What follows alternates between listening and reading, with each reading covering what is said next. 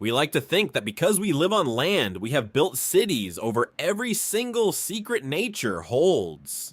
But the truth is, the dense forests and jagged mountain ranges of our continent still contain vast pitch-black zones where humans cannot survive.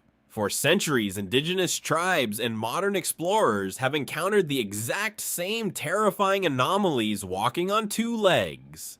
They spoke of colossal, hairy beasts and stealthy apex predators that completely defy the current tree of known zoology. Today, we are going to walk into the deepest wilderness and dissect the world's most famous land monsters using evolutionary biology and spatial physics. The most universal monster myth across the globe is the giant hairy ape man, known as Bigfoot, Sasquatch, or the Yeti. Mainstream science has dismissed these sightings for decades, labeling them as simple misidentifications of large grizzly bears. But paleontology reveals that a real-world monster matching this exact description ruled the forests of Asia just a few 100,000 years ago.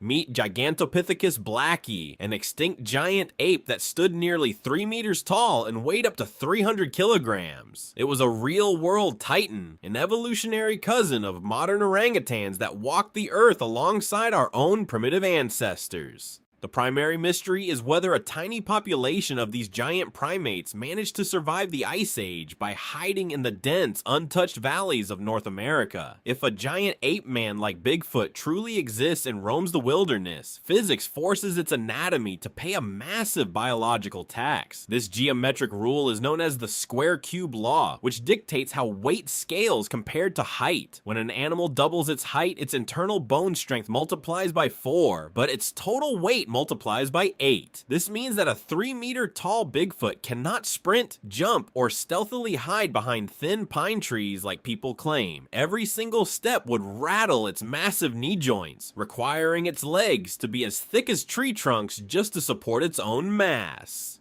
A creature built like a biological brick wall cannot remain a stealthy ninja ghost in the woods for over 100 years. Living as a massive primate on land also introduces a terrifying thermodynamic problem, the daily calorie deficit. Unlike cold-blooded reptiles that can sleep for months after eating one deer, primates have a highly active metabolism. A 300-kilogram warm-blooded ape would need to consume roughly 10,000 calories every single day just to stay alive.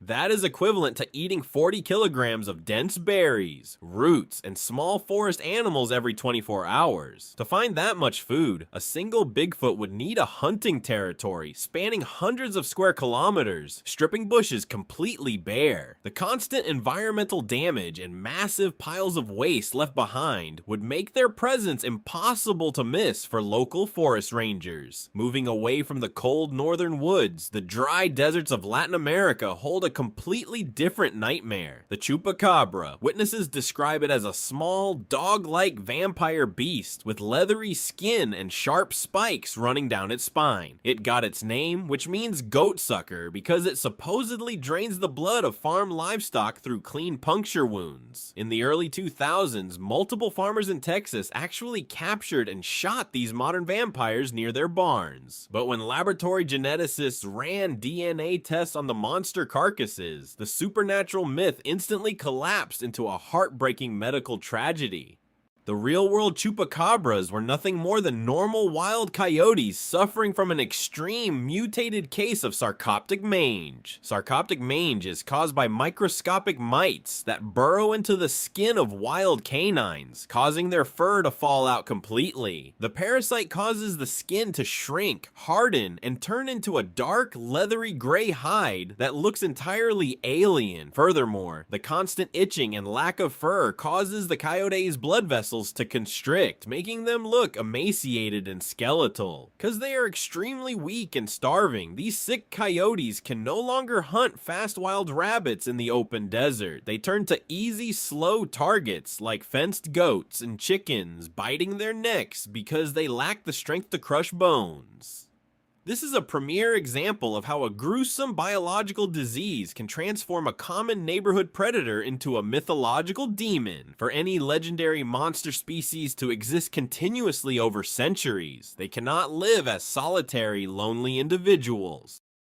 To maintain genetic viability and avoid extinction, biology requires a minimum viable population of at least 500 individuals. If a monster population drops below this genetic threshold, the species enters a lethal spiral of inbreeding depression. Harmful genetic mutations accumulate rapidly, leading to high infertility, weak bones, and fatal heart defects within 3 generations. If 500 giant Bigfoots were actively breeding in North America, or 500 chupacabras were roaming Texas, they would occupy an immense ecological footprint. We wouldn't just find blurry photos, we would find thousands of skeletal remains, scat piles, and accidental road kills on our highway systems every year. If these monsters are physically barred by the laws of thermodynamics and population genetics, why do these legends refuse to die? The answer lies in our own evolutionary psychology and our ancient fear of the dark. For hundreds of thousands of years, humans were not the apex predators. We were the favorite midnight snack for giant cave lions and leopards. Our brains evolved a survival mechanism called hyperactive agency detection, which forces us to assume every rustling bush is a hidden monster.